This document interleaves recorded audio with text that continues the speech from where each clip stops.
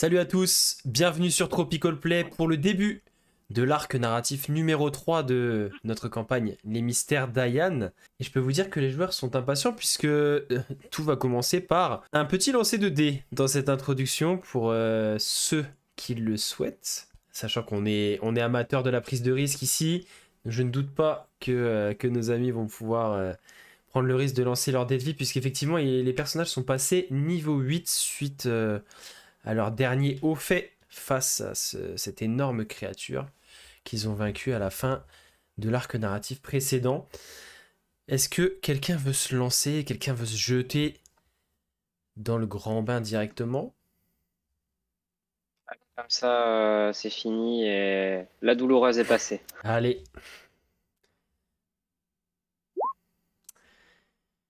Ça va. C'est plutôt ok. Ouais. C'est plutôt ok. Du coup, je vous laisse rajouter automatiquement. Toi, t'as lancé un des fuck. Merde. Pardon, mais comment je le fais pour le désactiver? Ah, ça y est, il est désactivé. Du coup, je vous laisse changer vos PV max directement sur votre fiche. Est-ce que votre montée de niveau avait été validée? Et oh non, Lodario. Oh, c'est pas une. Oh non, Koshiko. On va parler des 1. Oh la ouais. Ouais, c'est pas fou non plus. C'est pas fou, hein. Hormis fidèle, on est tous en dessous, la moyenne. Après, le Dario, c'est pas une Oui. catastrophe. Non, moi j'ai fait 5. Ah non, il a fait 5, monsieur. Ah oui, plus j'avais 1, pas du vu, coup. oui. Ouais, je l'ai pas lancé en dé de vie, je l'ai lancé avec le créateur. Mais... Ouais, bah rajoute du coup ton modif de concile. Je vous laisse modifier tous vos petits PV max Du coup, ça fait 7. sur vos fiches. Oh, j'ai même pas la cinquantaine de points de vie. J'ai même pas la Et- quarantaine. On en parle ou pas? Je suis à 105. Ah, la... Ah ouais.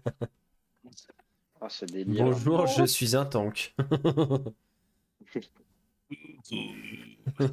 Ça fait combien de lightning bolts, ça? Ça fait un Lodario et 2 Effidèles. Bien. Est-ce qu'on se ferait pas juste un petit résumé de la fin de notre arc narratif précédent, notamment comment vous vous en êtes sorti après avoir tué cette créature? Vous aviez mis hors d'état de nuire le demi-heure qui semblait être au courant de ce qui se passe dans la pièce où vous étiez, qui avait essayé de vous enfermer avec ces créatures à l'intérieur de la pièce. Et donc, une fois tout ça réglé, vous avez réussi donc à partir. En fait, vous vous êtes rendu compte que qu'effectivement, là où vous étiez se trouvait plus ou moins dans des souterrains liés au cercle des explorateurs et vous êtes séparés en deux groupes puisque Koshiko Fayananma avec Kazuro que vous avez pu libérer ainsi que le prisonnier de Miork Kujat qui a été soigné et stabilisé, qui est hors de danger. Vous avez pu ressortir vous par la petite ruelle via l'entrée que vous aviez créée au niveau de la cellule de Kazuro. Donc vous avez pu partir vraiment discrètement par les petites ruelles et vous éclipser. Pendant que Renparu, Lodario et Fidèle sont sortis par le cercle des explorateurs en explorant un petit peu le bâtiment et se sont rendus compte que le bâtiment avait été évacué et que on avait à peu près fait croire à toutes les personnes qui étaient là que dans les locaux sous le bâtiment qui sont censés être des locaux de stockage de matériel, etc. Il y a eu des incidents, mais voilà, les gens n'en savent pas beaucoup plus et vous aviez commencé à répandre cette rumeur comme quoi il y avait des créatures sous le cercle des explorateurs, etc. Et on s'était arrêté là alors que vous aviez traversé cet attroupement et que vous commencez à tranquillement repartir pour vous diriger. Il me semble que vous étiez donné rendez-vous chez Lodario, si je dis pas de bêtises. Et donc, on s'était arrêté là et on va reprendre directement. Aujourd'hui, pas d'ellipse temporelle, rien du tout. On repart directement dans le vif du sujet avec le nouveau générique qui démarre tout de suite. C'est parti.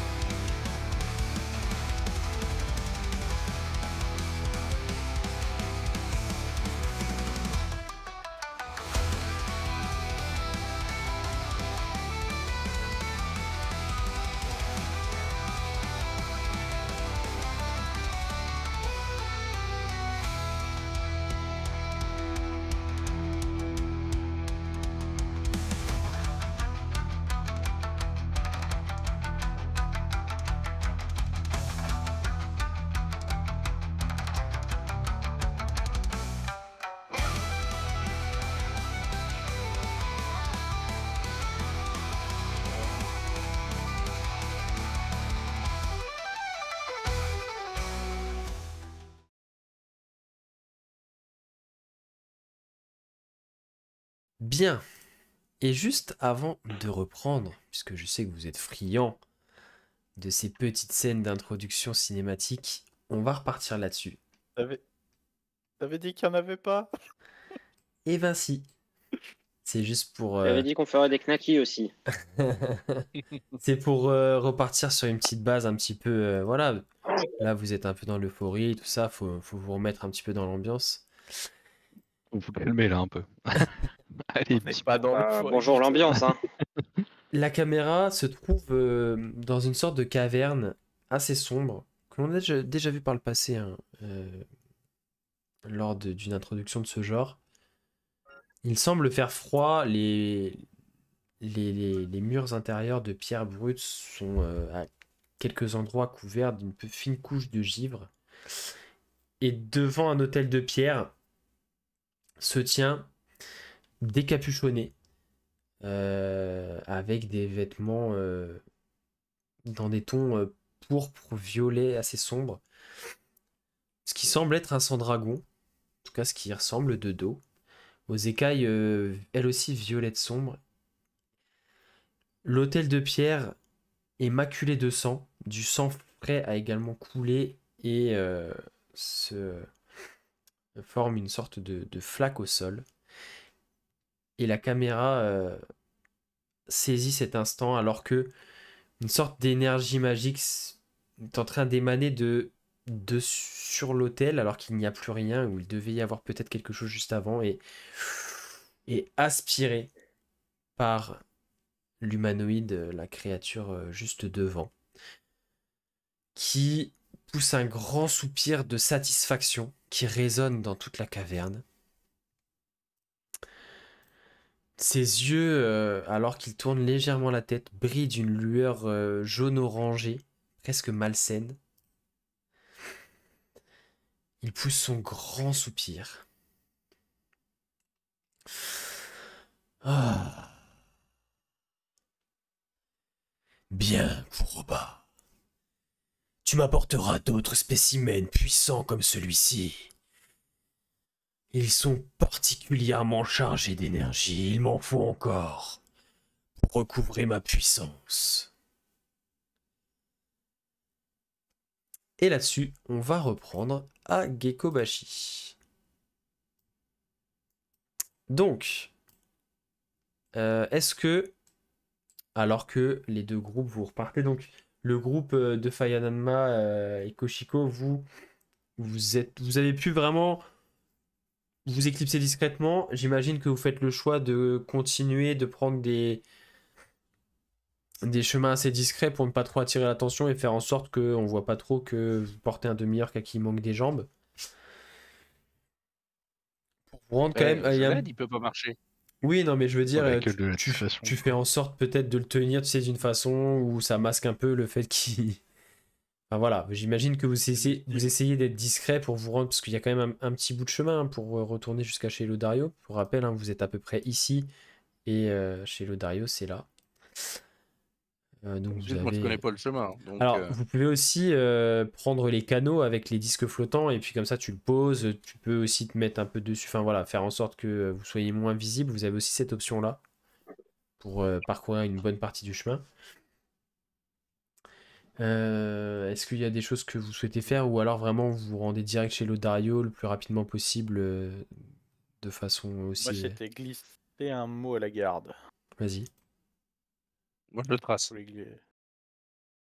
Et nous, vu qu'avec les fidèles et Renparu, on est un peu en arrière, Mhm.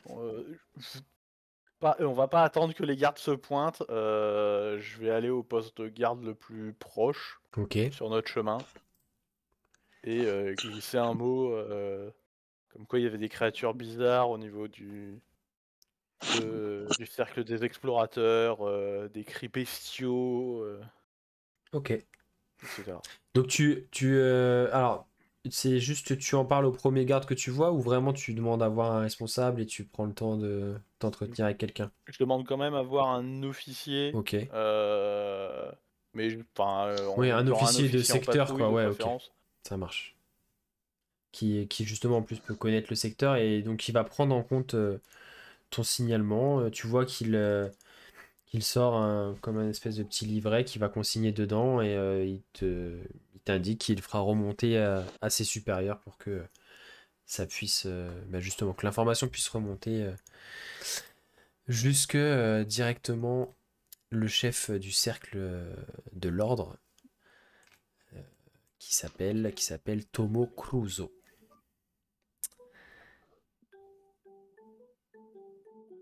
Et donc, en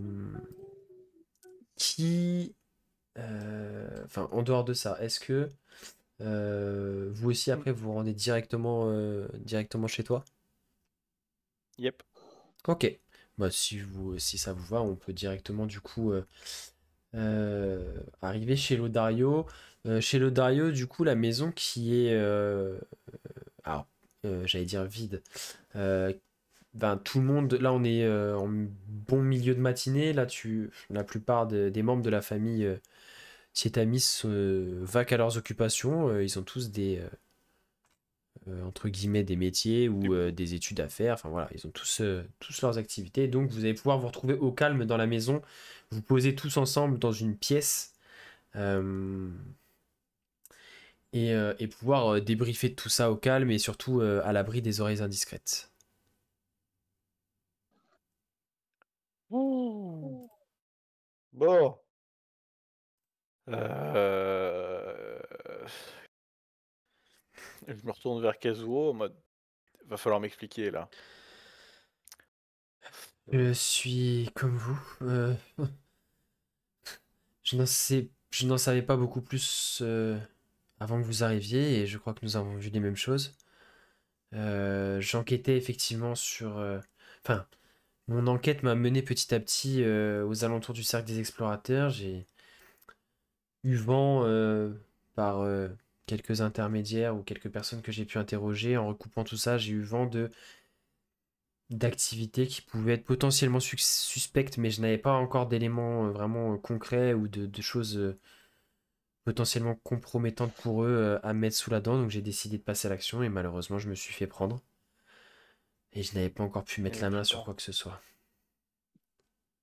Et tu penses que ça concerne que le cercle des explorateurs ou beaucoup plus? Difficile à dire, je ne sais pas si... C'est dur à dire, j'ai l'impression que... bon, je commence à avoir à peu près compris le fonctionnement de Gekobashi et j'ai cru comprendre que les cercles et leurs dirigeants avaient quand même une certaine autonomie, un certain pouvoir. Alors j'imagine que si vraiment le cercle des explorateurs voulait agir de son propre chef et cacher des choses dans ses sous-sols, ils auraient pu, euh, ils auraient pu y parvenir sans que ça arrive jusqu'aux oreilles du Tenno. Après, euh, de là à savoir si le Tenno est impliqué ou pas, je pense qu'on ne peut pas en être sûr à 100% ni l'exclure à 100%. Eh ben, on en aura le cœur net tout à l'heure. Ce qui est sûr, c'est que ces créatures ne viennent pas d'Ayan. Euh, donc, il y a quelque chose de Et je louche. croyais qu'il n'y avait pas de. Il n'y avait pas de moyen de communication avec les autres mondes, entre guillemets, qui ont été Depuis frappés Saïdai, par c'est Saïdai. beaucoup plus compliqué, mais je pense que Lodario, tu es peut-être le mieux placé pour savoir que Gekobashi est peut-être la cité la plus en avance, que ce soit magiquement ou technologiquement. Alors, s'il y a bien quelqu'un en Ayan qui aurait pu trouver le moyen de cela, c'est bien quelqu'un à Gekobashi, mais je ne m'avance pas, je ne sais pas. Je, je n'en sais rien, mais peut-être que les documents que nous avons pu récolter nous en apprendront plus. Bon, et on fait quoi de. Qui avait récupéré déjà? C'est de- Fidèle hein, qui a dans sa sacoche. Ouais. Ah, c'est moi qui ai de quoi lire. Donc, justement, pour préciser un petit peu tout ça, et si toi et Fidèle, ce que tu as pu récupérer, donc entre quelques parchemins en vrac qui n'ont pas trop d'importance, c'est plus tu vois, des comptes rendus de déchargement, mais tu sais, il n'y a pas de détails, c'est, voilà, le bateau arrivé à tel jour, à telle heure, on l'a déchargé, il y avait tant de caisses, enfin, euh, il y avait quelques parchemins, entre guillemets, volants, pas trop d'importance, soit tu as tout mis un peu vraiment rapidement dans ton sac, tu sais, en raclant le bureau comme ça, et par contre, il y a quatre ouvrages vraiment principaux que tu as pu récupérer. Ce sont... que je vous mette une petite image quand même. Hop. Donc tu as pu récupérer 4 ouvrages enfin, qui ont l'air d'avoir vécu. Tu vois que il y a une couverture en cuir, ils sont reliés, etc. Mais tu vois quand même que le bouquin a été utilisé à voyager. Tu vois qu'il y a des pages qui sont un peu abîmées, ça a pris un peu l'humidité par endroits, etc. Et, Ok. et du coup, après, à toi de voir si tu souhaites partager ce qu'il en est avec les autres ou pas. Déjà, je veux lire, je veux prendre le temps de lire Ok. et je sais pas, parce que ça va me prendre du temps. Pas spécialement, en fait, tu te rends compte que, tu sais, tu vas rapidement te rendre compte que chaque livre est un journal de bord d'une expédition à chaque fois. Et que, en fait, il y a que quelques pages qui sont remplies et après, en fait, il y a plein de pages vierges derrière qui auraient pu peut-être servir pour une expédition. Enfin, tu vois, si l'expédition avait été longue, s'il y avait beaucoup de choses à écrire, mais en fait, tu te rends compte que la façon dont c'est écrit et le ton que c'est vraiment très factuel et succinct. Et c'était vraiment pour consigner Ok. des choses de l'expédition. Et donc, tu as 4 ouvrages qui correspondent à 4 expéditions. Et en commençant à lire, tu t'aperçois que c'est des expéditions qui ont pris la mer et qui ont découvert une île loin à l'ouest. Oh yeah, baby. Ce que je peux faire déjà, moi je peux vous envoyer l'ensemble du texte et si vous voulez, je vous lis tout à voix haute pour que là, on l'ait tous, que vous l'ayez Oui, bah, tous je vais le maintenant. partager. Je vais le partager. Ok. Donc, si vous voulez, je vous le lis à voix haute et juste après, comme ça, je vous l'enverrai, comme ça, vous l'aurez aussi vous pour plus tard pouvoir le relire, etc. Donc, dans le premier ouvrage, euh, c'est vraiment donc un journal de bord. Je vais vous le lire tel qu'il est écrit. C'est un journal de bord d'expédition. Juste pour remettre dans le contexte, vous êtes là en printemps 3541 après Saïdaï. Là, actuellement, notre campagne a débuté en 3540 et il s'est passé quelques saisons en été. Et donc là, maintenant, on est au printemps de l'année suivante, donc en 3541. C'est juste pour vous donner le contexte, puisque le premier ouvrage démarre par l'écriture année 3538 après Saïdaï, donc il y a 3 ans de cela. Expédition Kazeiko, capitaine Shojin Tsumura. Et ensuite, les pages se succèdent avec à chaque fois pour chaque page euh, une journée. Donc ça commence par jour 28. Nos provisions s'amenuisent et l'équipage commence à douter.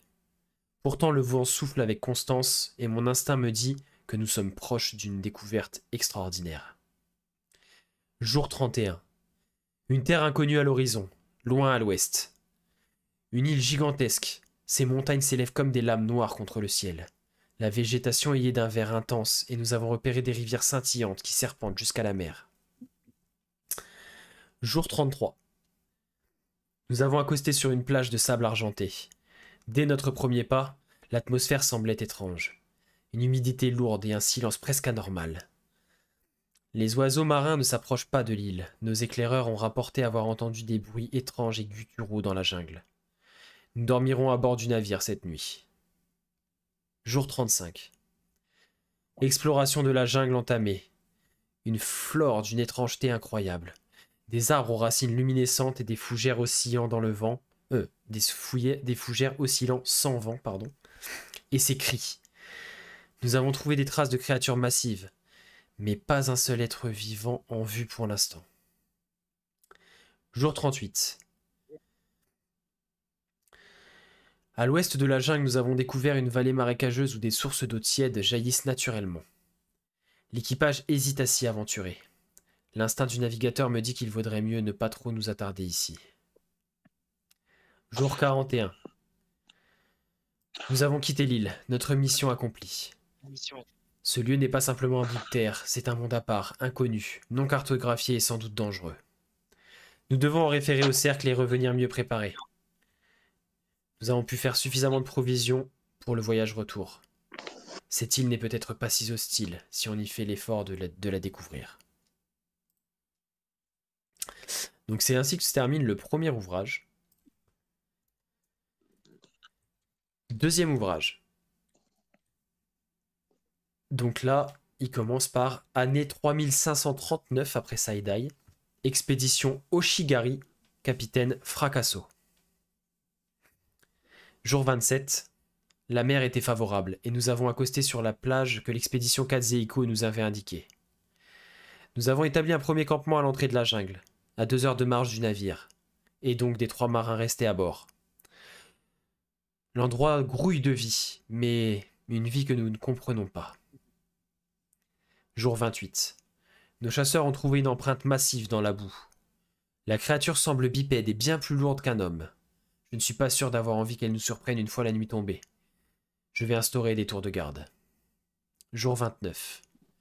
Nous avons vu cette fameuse créature à une centaine de mètres ce matin. On aurait dit un singe géant bipède, aux membres supérieurs surpuissants et au pelage gris clair. Il faut essayer de la capturer pour la ramener à Gekobashi et l'étudier. Jour 30. C'est fait. 2 hommes y ont laissé la vie, mais l'écraseur est en cage. Ce nom s'est imposé de lui-même. Quelle rage, quelle puissance. Il est temps de rentrer sur Ayano plus vite. C'est comme ça que se termine le deuxième ouvrage. Le troisième ouvrage. Année 3540 après Saidai, expédition Kaishin, capitaine Fracasso. Jour 34. Quel calvaire. La mer était difficile en cette fin d'hiver. Un de mes fidèles seconds est passé par-dessus bord. Jour 35. Nous avons retrouvé les vestiges de notre dernier camp dans la jungle. On a une dizaine de jours de vivre. Quelles créatures incroyables nous attendent sur cette île mystérieuse. Jour 37.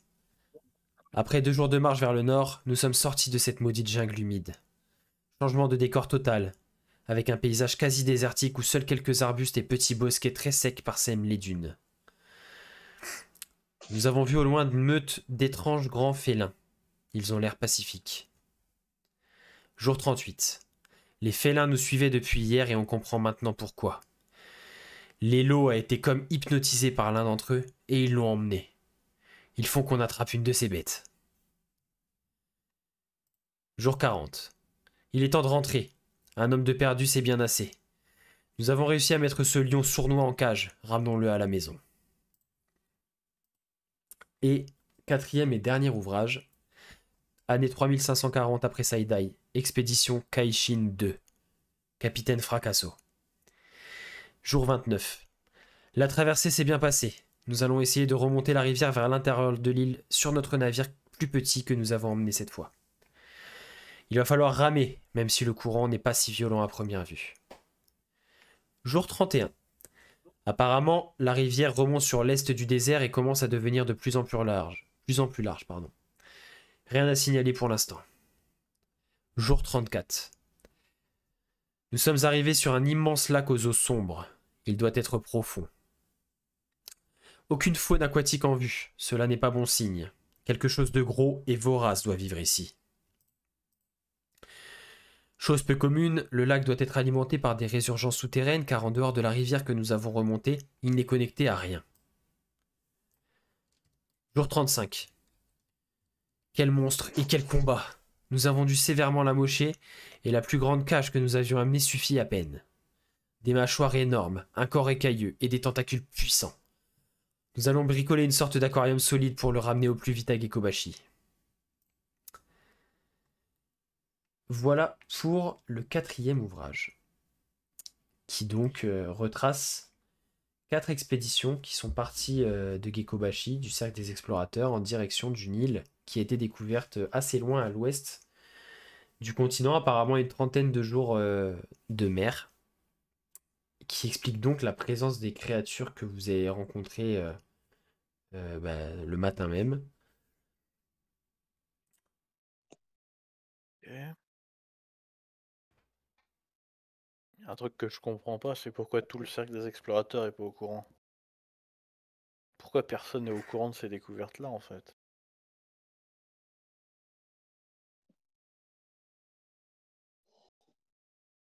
Je me suis, Ça, je me suis ça rassuré et en partie de Vas-y, Paul. Vas-y, vas-y. Je suis rassuré de savoir que ces créatures sont bien réelles et ne sont pas des sujets d'expérience visant à modifier des créatures que nous connaissons.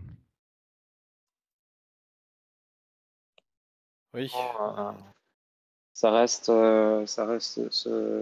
des créatures qui n'avaient rien à faire dans cet endroit. Et en effet, c'est étrange que l'intégralité du cercle des explorateurs ne soit pas informée. De telles découvertes devraient, surtout depuis ces années, devraient avoir été partagées. Enfin, ça aurait alimenté énormément d'intérêt pour les explorations en mer. Enfin,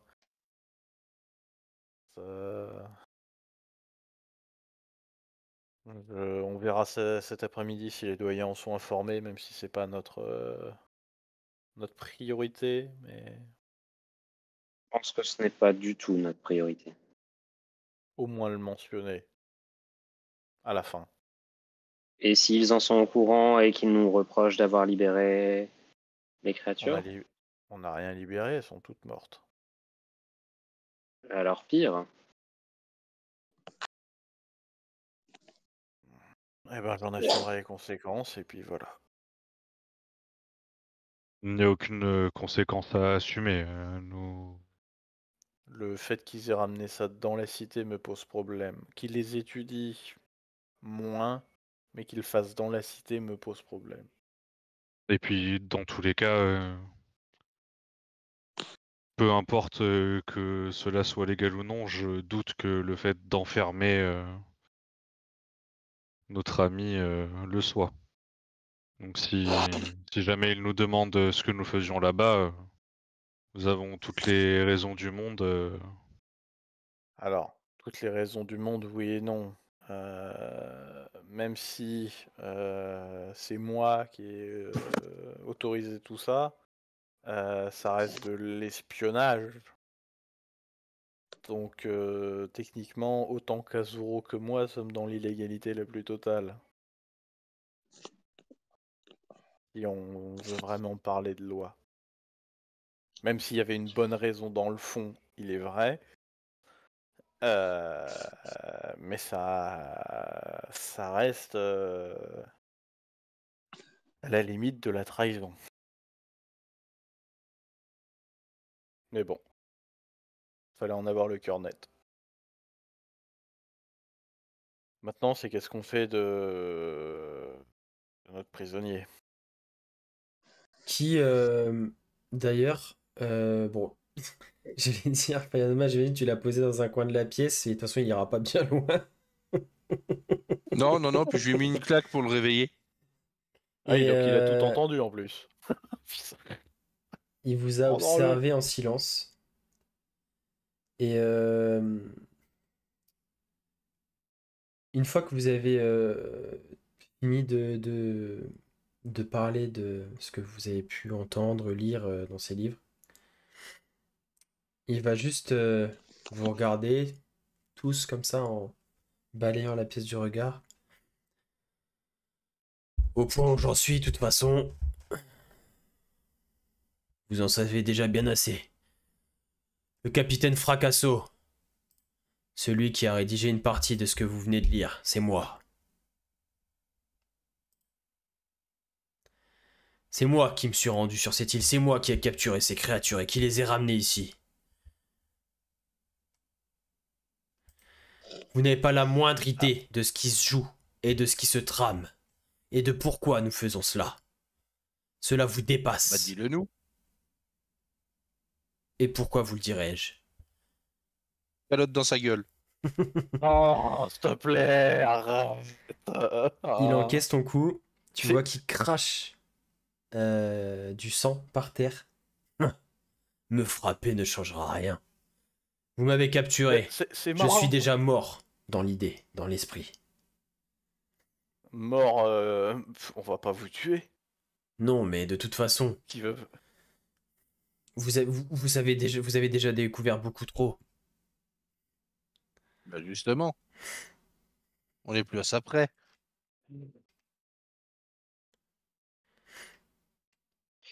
Je peux,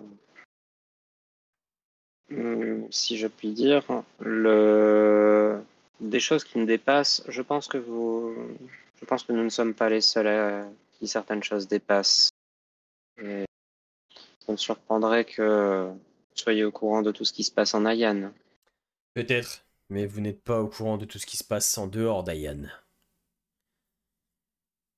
Eh ben, éclairez-nous, parce que ça peut peut-être influencer sur ce qu'on va avoir à faire, nous. Cela n'est pas à moi de le faire. Ok, c'est Cela, qui ton patron? il en relève du chef du cercle des explorateurs, Gerufa Otabe, qui agit et qui ne rend des comptes qu'au Tenno, en particulier pour nos missions. Pour ses missions, en tout cas. Alors, s'il y a quelqu'un à qui vous allez pouvoir demander des comptes, c'est au Tenno. Tombe bien, on a rendez-vous avec lui dans quelques heures. Eh bien, Super. bonne chance. Je vous conseille... Eh bien, je ne vous conseille pas d'aborder le sujet.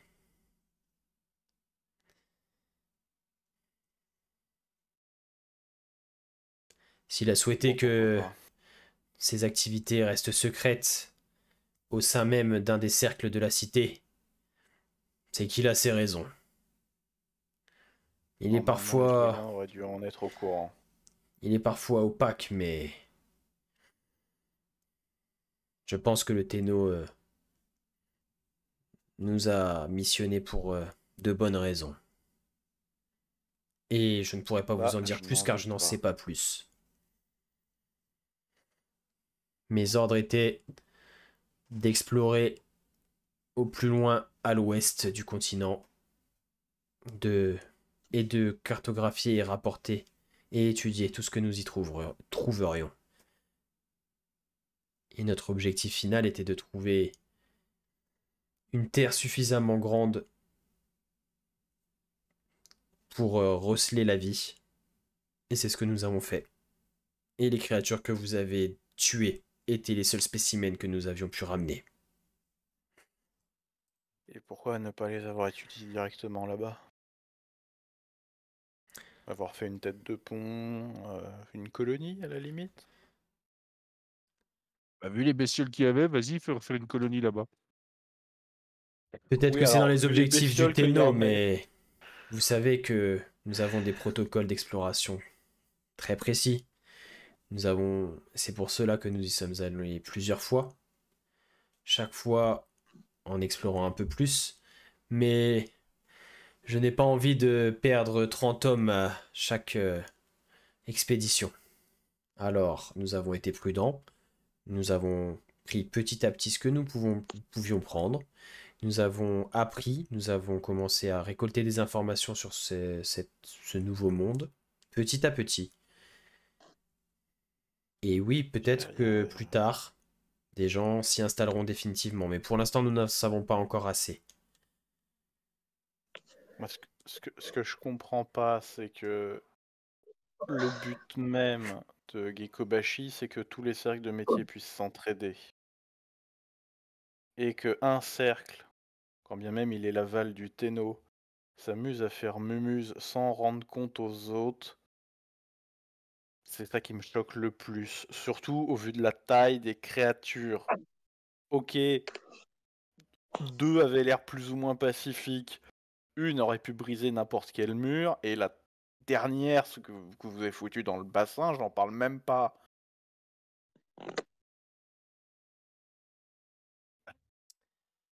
C'est vrai que l'activité et les autres activités du cercle des explorateurs fonctionnent en parfaite symbiose avec les autres cercles.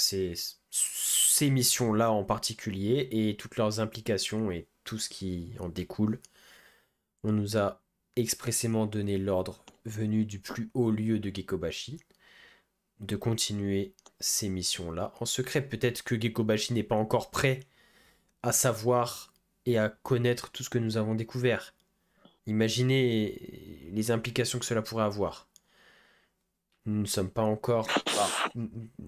La découverte d'un nouveau monde, d'un nouveau peuple, vous auriez eu, entre guillemets, énormément d'apprentis qui auraient voulu rentrer dans la guilde des explorateurs et mener d'autres expéditions. Peut-être, mais est-ce que Peut-être c'est pas vraiment moins ce que le trop. Tenno voulait? Je ne suis pas sûr. Je crois que le Tenno voulait garder cela le plus secret possible. Je ne connais pas toutes ses motivations, mais il a sûrement ses raisons. Et les ordres du Tenno sont indiscutables, alors...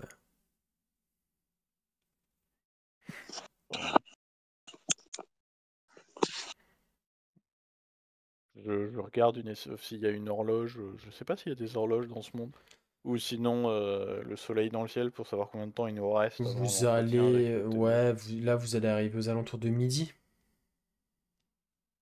Bon. Donc, il y a de quoi manger hein, dans la maison familiale. Vous allez pouvoir partager un repas et puis discuter un peu de ce qui va suivre, hein, puisque effectivement, cet après-midi, vous avez rendez-vous avec le Tenno dans la salle du conseil.